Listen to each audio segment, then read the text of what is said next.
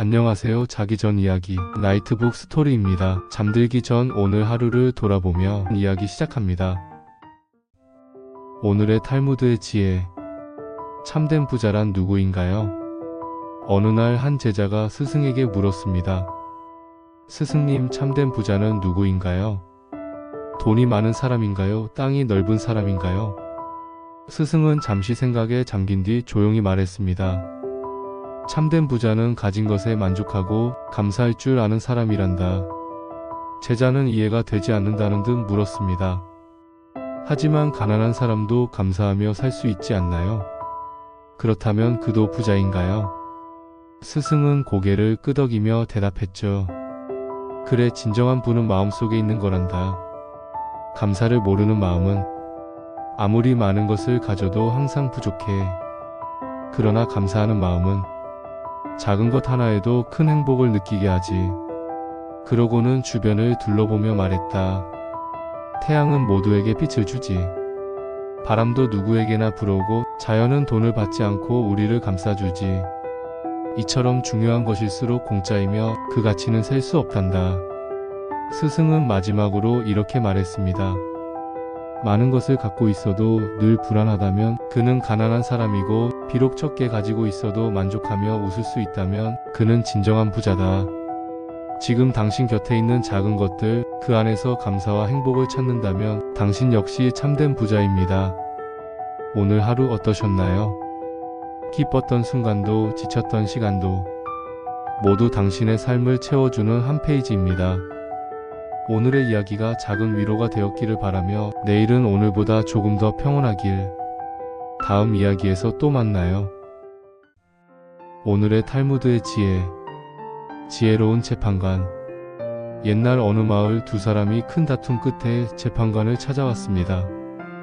한 사람은 말했습니다. 제가 이 사람에게 황금 반지를 맡겼습니다. 그런데 돌려주지 않네요. 상대방은 단호하게 말했죠. 전혀 그런 적 없습니다. 거짓말입니다.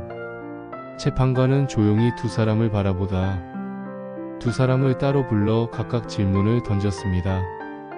먼저 반지를 맡겼다고 주장한 사람에게 물었습니다. 그 반지는 어떤 모습이었소? 금빛으로 둥글고 안쪽에 작은 새겨진 문양이 있습니다. 이제 반지를 맡지 않았다고 주장하는 사람에게 물었습니다. 그 반지는 어떤 모양인가요? 그 사람은 아무렇지 않게 대답했습니다. 작고 둥글며 안쪽에 무슨 문양이 있었던 것 같습니다. 재판관은 고개를 끄덕이며 조용히 말했습니다. 그대는 반지를 본 적이 없다고 하지 않았습니까? 침묵이 흐르고 결국 그는 고개를 숙이며 말했습니다. 맞습니다. 돌려드리지 않으려 했습니다. 당신도 오늘 하루 사람의 말보다 마음을 먼저 읽을 수 있었나요? 오늘의 이야기가 조용한 지혜가 되길 바랍니다. 내일은 오늘보다 조금 더 평온하길. 다음 이야기에서 또 만나요. 오늘의 탈무드의 지혜. 진짜 지혜로운 사람은 누구일까?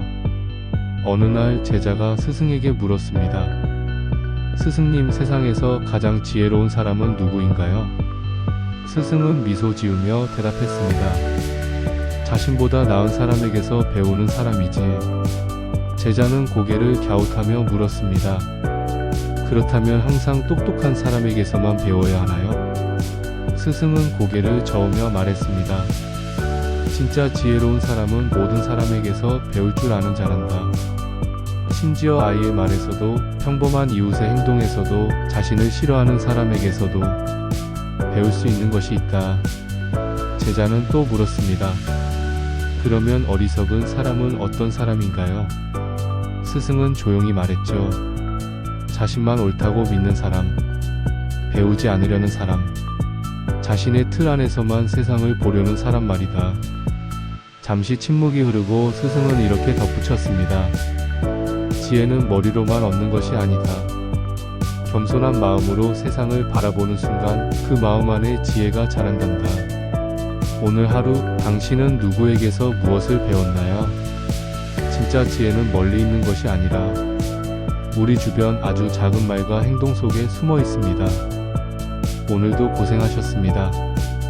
당신의 하루 끝에 작은 지혜가 머물길 바라며 다음 이야기에서 또 만나요. 오늘의 탈무드의 지혜. 진실한 말 한마디. 어느 마을 시장 많은 상인이 물건을 팔고 있었습니다. 그중 한 상인은 손님에게 정중하게 말했습니다. 이 물건은 튼튼하지만 물에는 약합니다. 비 오는 날엔 조심해서 사용하셔야 해요. 손님은 놀라며 물었습니다. 그걸 왜 미리 말해요? 다른 상인은 그런 말 안 하던데요. 상인은 웃으며 대답했습니다. 진실을 말하는 건 물건을 파는 것보다 중요한 일이기 때문입니다. 며칠 뒤 마을에 큰 장마가 들이닥쳤습니다. 사람들은 물건이 망가졌다며 상인들에게 따졌고 거짓을 말한 상인들은 신뢰를 잃었습니다. 하지만 그 한마디 진실을 말한 상인은 오히려 손님들로부터 더 많은 신뢰를 얻게 되었고 그의 가게는 줄이 끊이질 않았습니다. 이 이야기를 들은 제자가 스승에게 물었습니다. 스승님, 진실을 말하면 손해보는 일이 더 많지 않나요? 스승은 고개를 저으며 말했습니다. 진실은 지금 당장 이익을 주지 않을 수 있다. 하지만 언젠가는 반드시 돌아온다. 그것도 더 크게 더 깊게. 진실한 말은 때로는 손해처럼 보이지만 그 속에는 믿음과 사람의 마음이 담겨 있습니다. 오늘 당신은 어떤 말을 남기셨나요? 그 말 속에 진심이 담겨 있었기를 바랍니다. 오늘의 이야기가 작은 울림이 되었기를. 다음 시간엔 또 다른 지혜를 들고 찾아올게요. 오늘의 탈무드의 지혜. 세 사람이 받은 금화. 한 현자가 세 제자를 불렀습니다. 그리고 말했죠. 너희 각자에게 금화를 하나씩 주겠다. 이 금화를 어떻게 쓰는지는 너희의 자유다. 하지만 일주일 후 다시 만나 어떤 선택을 했는지 들려다오. 첫 번째 제자는 금화를 들고 장으로 달려갔습니다. 이 기회에 더 많은 돈을 벌어야지. 그는 장사에 투자했고 몇 배의 이익을 얻었습니다.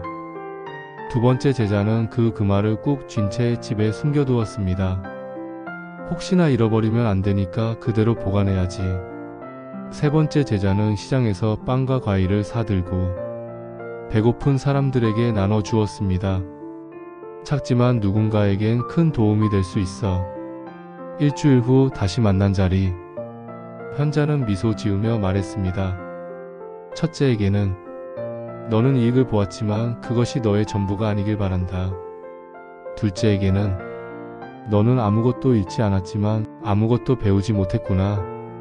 셋째에게는 내 금화는 사라졌지만 그 금화가 만든 따뜻한 마음은 사람들의 기억 속에 오래도록 남을 것이다.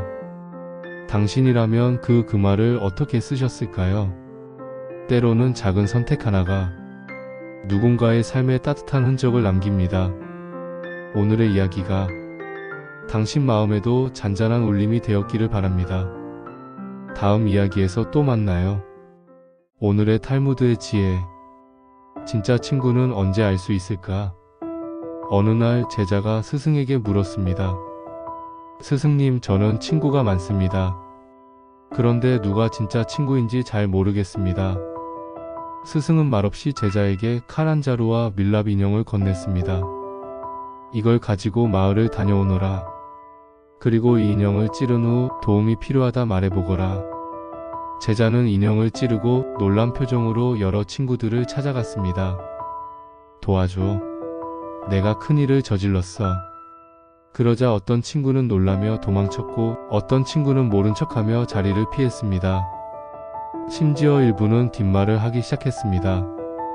마지막으로 제자는 조용한 친구 한 명을 찾아갔습니다. 그 친구는 놀란 얼굴로 말했습니다. 어떻게 된 거야? 일단 우리 집으로 가자. 숨길 수 있는 방법부터 생각해보자. 제자는 눈물을 흘리며 말했습니다. 그건 가짜야. 인형이야. 하지만 내가 진짜 친구라는 걸 이제 알겠어. 이야기를 들은 스승은 말했습니다. 좋은 날 함께하는 사람은 많다. 하지만 어두운 순간에 옆에 있어주는 사람, 그 사람이 진짜 친구란다. 진짜 친구는 위기의 순간에 말없이 손을 내밀어주는 사람입니다. 오늘 당신 곁에는 그런 사람이 있었나요? 혹은 당신은 그런 사람이 되어 주었나요? 오늘의 이야기가 따뜻한 울림이 되었길 바라며 다음 이야기에서 또 만나요. 탈무드의 지혜, 지혜로운 선택. 어느 시장에서 두 상인이 함께 장사를 하고 있었습니다. 그중 한 상인이 좋은 거래를 제안받았습니다. 당신이 가진 물건 전부 지금 바로 사겠습니다. 대신 가격은 조금 낮게 드릴게요. 대금은 현금으로 바로 드릴 수 있습니다. 다른 상인은 속삭였습니다. 이 기회는 흔치 않아. 당장 팔아. 하지만 그는 고개를 저었습니다. 잠시 시간을 주세요. 저는 오늘만 보지 않습니다. 그는 하루를 더 기다렸고 다음날 한 손님이 찾아와 말했습니다. 당신이 가진 그 물건 내 아들에게 꼭 필요합니다. 값을 더 드릴 테니 저에게 파세요. 결국 그는 더 좋은 조건으로 거래를 성사시켰습니다. 그 모습을 본 친구가 물었습니다. 어떻게 알았어? 그 기회를 놓쳤다면 어쩔 뻔했어? 그는 웃으며 대답했죠. 모든 선택은 눈앞의 이익만으로 하지 않아요. 조금 더 기다리면 더 나은 기회가 찾아오기도 하니까요. 이 이야기를 들은 스승은 말했습니다. 지혜로운 사람은 오늘을 살되 내일을 준비하는 사람이다. 성급한 선택보다 생각에 여백을 둘 줄 아는 사람. 그가 결국 가장 멀리 간단다. 당신은 오늘 어떤 선택을 하셨나요? 우리는 늘 선택의 갈림길 앞에 서 있습니다. 지혜로운 선택은 기다릴 줄 아는 여유에서 시작됩니다. 오늘도 수고 많으셨습니다. 다음 이야기에서 또 만나요. 탈무드의 지혜. 진짜 강한 사람은 누구인가요? 어느 날 제자가 스승에게 물었습니다. 스승님, 세상에서 가장 강한 사람은 누구인가요? 힘이 센 사람인가요? 싸움을 잘하는 사람인가요? 스승은 고요하게 웃으며 대답했습니다. 진짜 강한 사람은 자기 자신을 이기는 사람이란다. 제자는 이해가 되지 않는다는 듯 고개를 갸웃했습니다. 스승은 제자에게 조용히 종이와 붓을 건넸습니다. 오늘 하루 동안 스스로를 이기지 못한 순간을 적어 보아라. 하루가 지나고 제자는 종이를 들고 왔습니다. 그 종이에는 이렇게 적혀 있었습니다. 누군가 나를 무시했을 때 화를 참지 못했다. 친구가 나보다 잘 될 때 부러운 마음이 들었다. 실수를 인정하지 않고 변명부터 했다. 스승은 고개를 끄덕이며 말했습니다. 이것이 바로 우리가 매일 싸워야 하는 적이란다.